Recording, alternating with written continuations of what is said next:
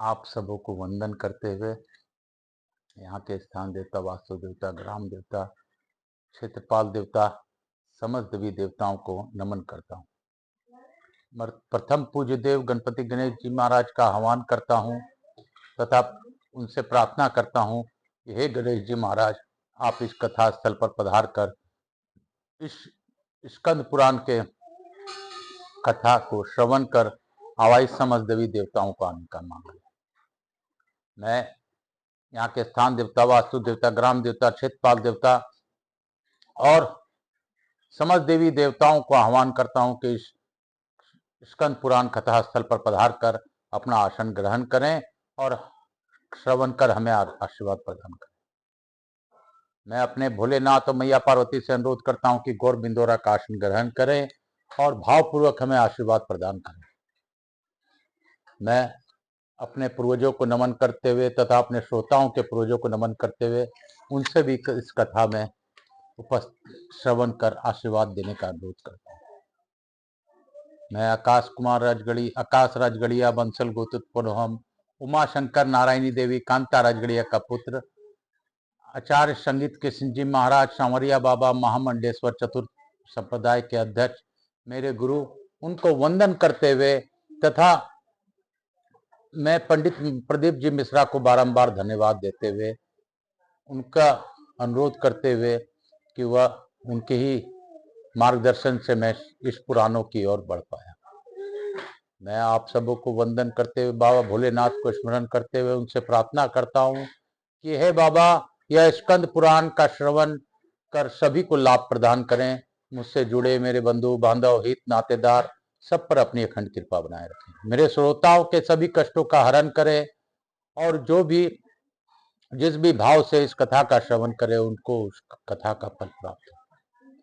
हे बाबा, मैं आपसे यह भी निवेदन करता हूँ, किसी ने मुझे जाने अनजाने में अगर एक बार भी देखा हो तो उनका भी कष्ट हरण का माध्यम में इस देखने मात्र से बन जाऊं, ऐसी कृपा दृष्टि रखे।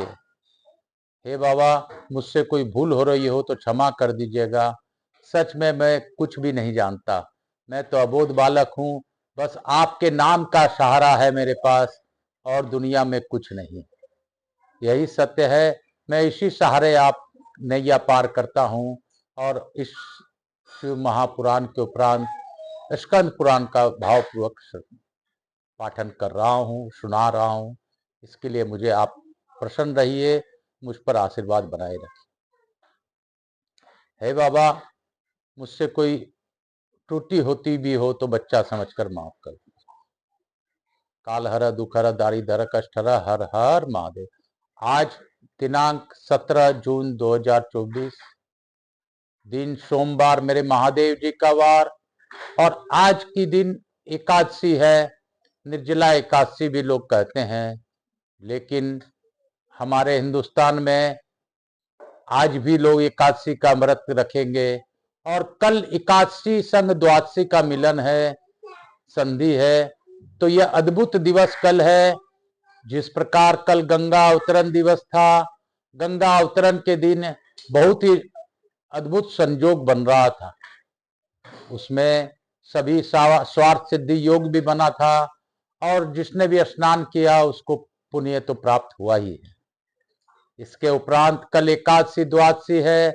इस तिथि को अगर जो भी व्रत रखता है, मेरे महादेव और मेरे विष्णु भगवान के बारे में इस स्कंद पुराण में ही आया है कि एकादशी संग द्वादशी का व्रत बहुत ही महत्वपूर्ण माना गया है। क्योंकि इस दिन अगर एकादशी का जागरण करता हुआ द्वादशी में प्रवेश अगर इंसान करता है तो उसको बहुत ही उत्तम फल दोनों ही प्रभु के द्वारा दोनों ही रूपों में दिया जाता है। इसीलिए आज संभव हो तो आज का रात्रि में व्रत रखते हुए महादेव का और विष्णु का स्मरण करते हुए जागरण कीजिए और कल सुबह फिर व्रत रखकर महादेव और विष्णु के निमित्त एकादशी द्वादशी का व्रत करके आनंद पाइए। काल हर दुख हर दारिद्र कष्ट हर हर महादेव। हे बम बम भोला, हमको तो जाना कैलाश रे माधव, हमको तो जाना कैलाश।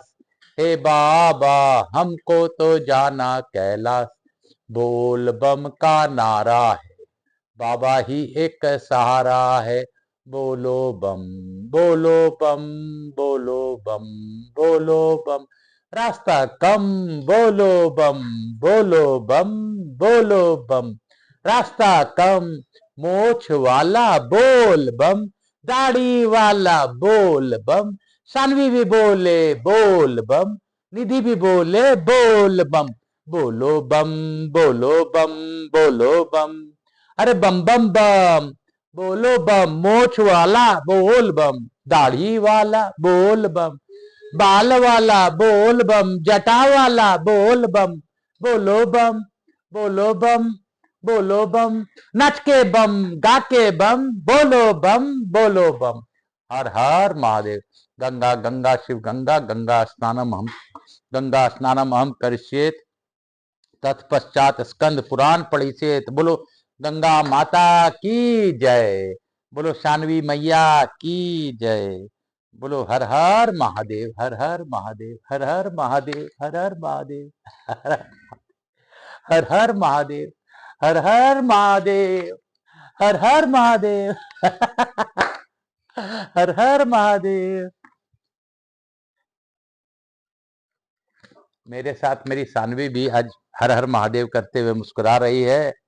ये कितना मेरे बाबा ने मुझे उपहार दिया है, जो कि मेरी पोती मेरे साथ भजन कीर्तन करने में आनंद प्राप्त करती। मैं बाबा को इसलिए भी धन्यवाद देता हूँ कि मेरे परिवार हमेशा शिव सानिध्य में भजन कीर्तन में ही रहे, ऐसी प्रार्थना भी करता हूँ। काशी काशी शिव काशी, मोक्ष नगरी काशी की जय, हर हर महादेव। करंदम बोले ब्राह्मण, आप भगवान शंकर की पूजा का विधान संक्षेप से बताने की कृपा करें, जिसका पालन करने से मनुष्य शिव के पूजन का पूरा फल प्राप्त कर सके। महाकाल ने कहा, राजन, सदा प्रातः काल, मध्याह्न काल और सायंकाल में भगवान शंकर का भजन करे। उनके दर्शन और स्पर्श से मनुष्य निश्चित ही कृतार्थ हो जाता है। पहले स्नान करे, अथवा यदि रोग आदि संकट से ग्रस्त हो तो केवल भस्म स्नान करे, अथवा कंठ तक जल से स्नान करे। यह भी संभव न हो तो केवल मंत्र स्नान ही कर ले। स्नान के पश्चात ऊनी वस्त्र पहने, अथवा श्वेत वस्त्र धारण करे, या किसी रंग से रंगा हुआ नवीन वस्त्र पहने। मेला अथवा सिला हुआ वस्त्र न धारण करे। धोत वस्त्र के अतिरिक्त उत्तरीय वस्त्र भी धारण करे ना चाहिए, अन्यथा उसके बिना पूजन निष्फल होता है। जो पुरुष ललाट में, हृदय में और दोनों कंधों पर भस्म का त्रिपुंड धारण करके प्रसन्नता पूर्वक महादेव जी की पूजा करता है, वह अल्प काल में भगवान शिव का दर्शन पाता है। उपासक अपने सब दोषों को मन से निकालकर भगवान शिव के मंदिर में प्रवेश करे। प्रवेश करके पहले महादेव जी का प्रणाम करे, तदंतर मंदिर के गर्भगृह में प्रवेश करे। फिर हाथ पैर धोकर मन ही मन भगवान का चिंतन करते हुए उनके श्री विग्रह पर चढ़े हुए निर्माल्य को हटावे। जो भगवान शिव के मंदिर में भक्ति पूर्वक मार्जन करने झाड़ू देने का कार्य करता है, भगवान शंकर भी उसके अंतकरण का मार्जन शोधन कर देते हैं। तत्पश्चात स्वच्छ जल से गुड्डुओं को भर ले। सभी गुड्डवे बराबर और सुंदर होने चाहिए, उनमें कोई छेद न रहे, वे फूटे न हो, सबको बनावट अच्छी हो। सभी वस्त्र से छाने हुए जल से परिपूर्ण हो, उन्हें चंदन और धूप से सुवासित किया गया हो। ओम नमः शिवाय इस षड अक्षर मंत्र का जप करते हुए उन गुड्डुओं को धोया गया, भरा गया और लाया गया हो। ऐसे 108 गुड्डुओं का जुगाड़ कर ले। इतने में ना हो तो 28 अथवा 18 गुड्डुओं का प्रबंध करे। कम से कम 4 गुड्डवे अवश्य रखे, इतने में न कम न करे। दूध, दही, घी, शहद तथा ईख का रस, इन सब सामग्रियों को एकत्रित करके भगवान शिव के वाम भाग में रख दे। तदंतर बाहर निकाल कर उन्हें प्रतिहारों, द्वारपालों की पूजा करे। उन सब के वाचक मंत्र क्रमशः बतलाए जाते हैं। ओम गंग गणपतये नमः, ओम क्षेम क्षेत्रपालाय नमः, ओम गुम गुरुभ्यो नमः। इन तीनों मंत्रों से आकाश में पूजन सामग्री समर्पित करे। तत्पश्चात चारों दिशाओं में क्रमशः कुल देवता नंदी, महाकाल और दाता विधाता की पूजा करे। उनकी पूजा के मंत्र इस प्रकार है: ओम कुम कुल देवताय नमः, ओम नम नम नंदने नमः, ओम मम महाकालाय नमः, ओम धाम धोत्रे विधात्रे नमः। इस प्रकार बाहर पूजा करने के पश्चात भीतर प्रवेश करके शिवलिंग से कुछ दक्षिणा भाग से पवित्रता पूर्वक उत्तर अभिमुख होकर बैठे, शरीर को स्वभाव से रखते हुए आसन पर आसीन हो, क्षण भर भगवान का ध्यान करे। कमल के आकार का श्रीमंडल है, उसके मध्य भाग में चंद्रमंडल की स्थिति है, उसके भी मध्य भाग में अग्निमंडल है जो धर्म आदि से घिरा हुआ है। इस प्रकार अग्निमंडल का चिंतन करके उसके मध्य भाग से विश्व रूप भगवान शंकर का भावना द्वारा साक्षात्कार करे। भगवान शिव अपने वामा और ज्येष्ठा आदि शक्तियों से संयुक्त हैं। उनके 5 मुख और 10 भुजाएं हैं। प्रत्येक मुख में 3-3 नेत्र शोभा पा रहे हैं। उनके मस्तक चंद्रमा से विभूषित हैं। भगवान के वामांग में गिरिजा राजनंदिनी भगवान उमा विराजमान है तथा सिद्धगण बारंबार उनकी स्तुति कर रहे हैं।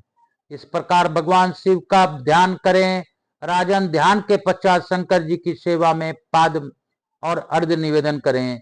जल, अक्षत, कुशा, चंदन, पुष्प, सरसों, दूध, दही और मधु, ये अर्घ के 9 अंग बताए गए हैं। इन सब को एकत्र करके अर्घ देना चाहिए। तत्पश्चात श्रद्धा से अद्राक्षित हो शिवलिंग की स्नान कराना आरंभ करें। पहले गुड़वा हाथ में लेकर स्नान करावें। आधे गुड़वे से शिवलिंग की पहले नहलावें, फिर हाथ से रगड़कर मैल साफ करें। पुनः गुड़वे के समुचे जल से स्नान करावें। स्नान के पश्चात पूजन करें और धूप दें। इसके बाद भक्ति पूर्वक भगवान शिव को प्रणाम करके मूल मन से उन्हें स्नान करावें। ओम हुम विश्व मूर्तिये शिवाय नमः, यह 12 अक्षर मूल मंत्र है। इसी मूल मंत्र से जल और धूप से किए हुए पूजन के अतिरिक्त जल, दूध, दही, मधु, घृत और ईख के रस द्वारा पृथक पृथक स्नान करावे। फिर सब गुरुओं के जल में स्नान करावे। तदंतर गंध द्रव्यों का लेपन करके श्री विग्रह का रूखापन दूर करे। रूखापन दूर करके पुनः नहलावे और चंदन का लेप करे।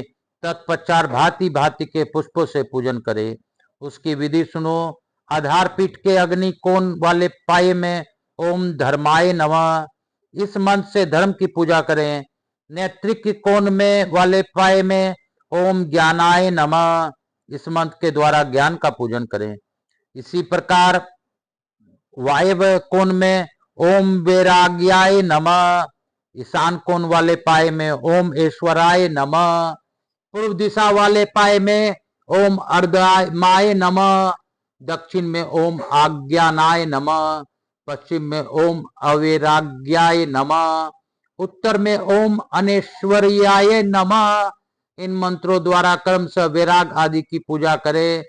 फिर कमल की कर्णिका में ही अनंत आदि की इन मंत्रों से पूजा करें। ओम अनंतराय नमः, ओम पद्माय नमः, ओम उक्रमंडलाय नमः, ओम सोममंडलाय नमः, ओम विहिन मंडलाय नमः, ओम वामा ज्येष्ठ दीप मंत्र शक्तिभ्यो नमः, ओम परम प्रकृत्ये देव्ये नमः। इसके बाद ईशान तत्पुरुष, अघोर, वामदेव तथा सदोजात नामक 5 मुखों वाले रुद्र, साध्य, वसु, आदित्य तथा विश्व देवादि देव स्वरूप अंडज, स्वेदज, अदिज और जयराज रूप स्थावर जंगम मूर्ति परमेश्वर एवं विश्व मूर्ति शिव का नमस्कार पूर्वक पूजन करें।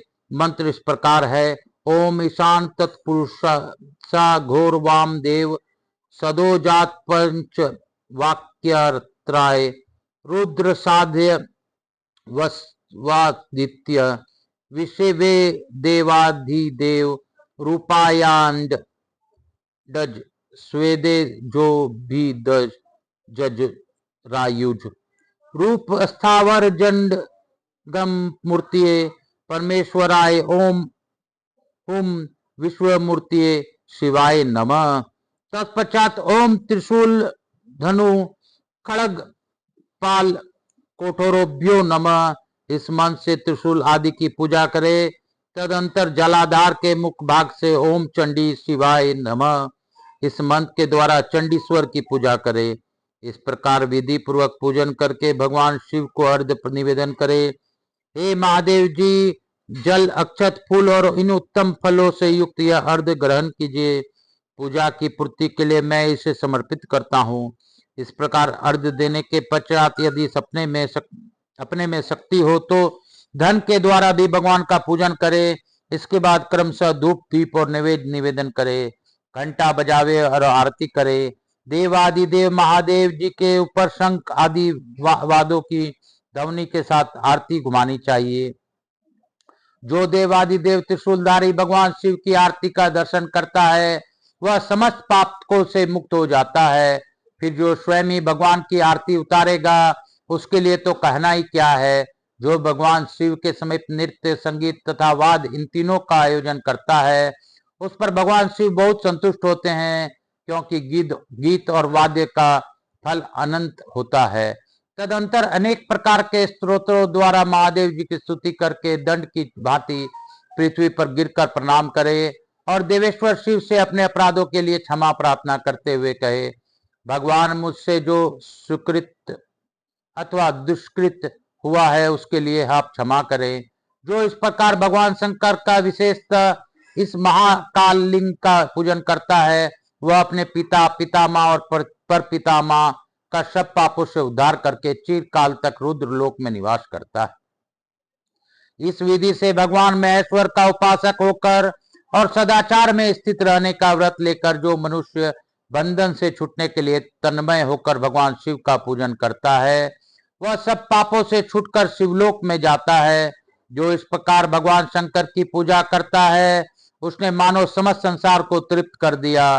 किंतु राजन, यह सब पूजन उसी का सफल होता है जो कभी सदाचार का उल्लंघन नहीं करता। आचार से धर्म सफल होता है, आचार से मनुष्य स्वर्ग का सुख भोगता है, आचार से आयु प्राप्त होती है तथा आचार अशुभ लक्षणों को नष्ट कर देता है। जो इस जगत में सदाचार का उल्लंघन करके स्वेच्छाचारपूर्ण बर्ताव करता है उस मनुष्य के यज्ञ, दान और तप इस लोक में कल्याणकारक नहीं होते। अतः सदाचार को भी कुछ संक्षिप्त परिचय दूंगा, उसे सुनो। गृहस्थ को धर्म, अर्थ और काम इन तीनों का साधन के लिए यत्न करना चाहिए। इनकी सिद्धि होने पर गृहस्थ पुरुष के लिए यही लोक और परलोक में भी सिद्धि प्राप्त होती है। ब्रह्म मुहूर्त में उठकर धर्म और अर्थ का चिंतन करे। तत्पश्चात सैया से उठकर मल त्याग के बाद कुल्ला दातुन कर ले। फिर स्नान करके द्विज संध्योपासना करे। विद्वान द्विज को उचित है कि वह शांति चित्त, संयमी तथा पवित्र होकर पूर्व संध्या की उपासना उस समय प्रारंभ करे जबकि प्रातःकाल आकाश के तारे अभी कुछ दिखाई देते हों तथा पश्चिम संध्या सूर्यास्त होने से पहले ही प्रारंभ करे।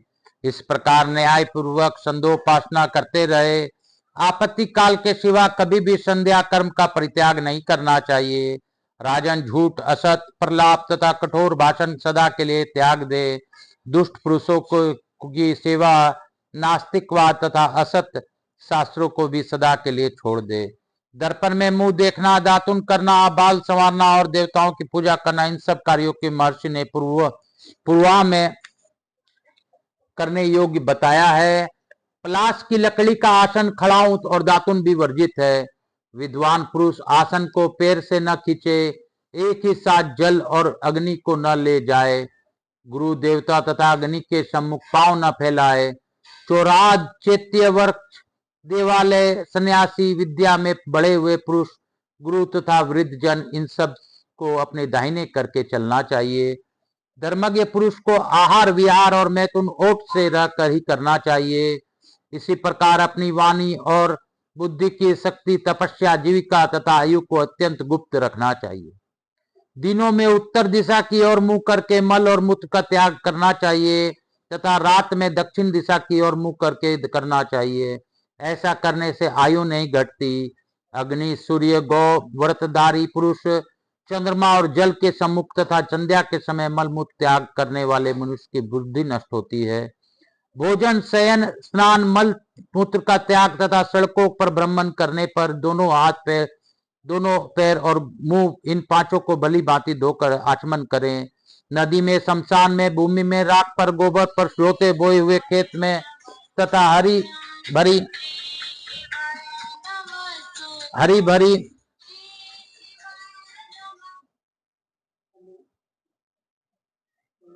घास वाली भूमि में मल मूत्र का त्याग न करे। बुद्धिमान पुरुष कुएं आदि से निकाले हुए जल के द्वारा ही शौच क्रिया करे। जल के भीतर से देव स्थान में से बाम्बी से और चूहों के स्थान से निकाली हुई तथा शौचा विष फेंकी हुई इन 5 प्रकार की मिट्टियों को त्याग दे। विद्वान पुरुष हाथ को उतना ही धोए जितने में मल की गंध और लेप दूर हो जाए। अपने आप को ताड़ना न दे, दुख में न डाले, दोनों हाथों से अपने सिर न खुजलावे, स्त्री की रक्षा करे, उसके प्रति आकारण ईर्ष्या छोड़ दे, भगवान सूर्य को अर्घ्य दिए बिना कोई कर्म न करे, प्राणियों से द्रोह न करके मन में भगवान शंकर का चिंतन करते हुए धन का उपार्जन करे, अत्यंत कृपण न होवे, किसी के प्रति ईर्ष्या न रखे, कृतधन न होवे, दूसरों से द्रोह पैदा करने वाले कार्य में मन न लगावे, हाथ पैर में चंचल न हो, नेत्रों से भी चपलता न सूचित करे, सरल भाव से रहे, वाणी से अथवा अंगों की चेष्टाओं से भी अपने चपलता का परिचय न दे, अशिष्ट पुरुष का संग न करे, व्यर्थ विवाद और अकारण वैर न करे, साम दान और भेद इन तीनों उपायों से अपने मनोरथ सिद्ध करे। दंड का आश्रय ले तो तभी लेना चाहिए जब उसके सिवा दूसरा कोई उपाय न रह जाए। फटा टूटा आसन, टूटी खाट और फूटे बर्तन के त्याग दे। निर्श्रेष्ठ अग्नि और शिवलिंग इन दोनों के बीच में न निकले। 2 अग्नि, 2 ब्राह्मण, पति और पत्नी, सूर्य और चंद्रमा की प्रतिमा तथा भगवान शंकर और नंदिकेश्वर ऋषभ इनके बीच में होकर न जाए, क्योंकि इनके बीच से जाने वाला मनुष्य पाप का भागी होता है। विद्वान पुरुष को एक वस्त्र धारण करके न तो भोजन करे, न अग्नि में आहुति दे, न ब्राह्मणों की पूजा करे और न देवताओं की अर्चना ही करे। कुटना, पीसना, झाड़ू देना, पानी छानना, रांधना, भोजन करना, सोना, उठना, जाना, छिकना, कार्य आरंभ करना, कार्य की समाप्ति करना, मुंह से अप्रिय वचन निकल जाना, पीना, सूंघना, स्पर्श करना, सुनना, बोलने की इच्छा करना, मैथुन करना तथा सोच कर्म इन 20 कार्यों के होते यह करते समय जो सदा भगवान शंकर का नाम स्मरण करता है उसी की शिव भक्त मान जानना चाहिए। शेष दूसरे लोग नाम मात्र के शिव भक्त कहे गए हैं। शिव जी के प्रत्येक कार्य में स्मरण करने वाला वह शिव भक्त निश्चित ही शिव स्वरूप होकर अंत में शिव की ही प्राप्त होता है। विद्वान पुरुष पराई स्त्री से बातचीत न करे। यदि कभी आवश्यकतावश उनके वार्तालाप करे तो माता जी, बहन जी, बेटी अथवा आर्य इस प्रकार संबोधन करके बोले। हाथ और मुंह झूठे हो तो कोई बात ना करे और न किसी वस्तु का स्पर्श ही करे। उचिष्ट दशा में सूर्य, चंद्रमा, तारे, देवता और अपने मस्तक की ओर देखना भी मना है। बहन, बेटी अथवा माता के साथ भी एकांत में न बैठे, क्योंकि इंद्रिय समुदाय दुर्जय होता है। इनसे विद्वान पुरुष भी मोह में पड़ जाते हैं। यदि गुरुदेव घर पर आ जाए तो उनके लिए स्वयं उठकर यत्न पूर्वक आसन की व्यवस्था करे, चरणों में मस्तक रखकर प्रणाम करे। विद्वान मनुष्य उत्तर और पश्चिम की ओर सिर करके कभी न सोवे। सिरहाने की ओर दक्षिण दिशा अथवा पूर्व दिशा की रखकर शयन करना चाहिए। रजस्वला स्त्री का दर्शन स्पर्श न करे, उसके साथ बातचीत भी नहीं करनी चाहिए। जल के भीतर मलमूत्र और मिथुन न करे। भगवान शिव के भक्तों को चाहिए कि वह अपने वैभव के अनुसार देवता, मनुष्य, ऋषि तथा पितरों के उनका भाग समर्पित करके शेष अन्न का स्वयं भोजन करे। पवित्र हो आचमन करके पूर्व या उत्तर की ओर मुंह करके दोनों हाथों के घुटनों के भीतर रखकर मौन भाव से भोजन करे। उस समय भोजन में ही मन लगाए रहे और अन्न की दोष की चर्चा न करे। यदि वह अन्न किसी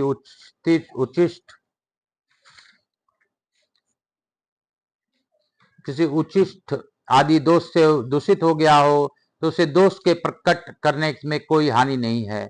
ऐसे दोष के अतिरिक्त किसी अन्य दोष की चर्चा नहीं करनी चाहिए। नग्न होकर न तो स्नान करे, न सोवे और न चले ही। यदि गुरु के द्वारा कोई अनुचित कार्य भी हो जाए तो उनसे अनियत न कहे।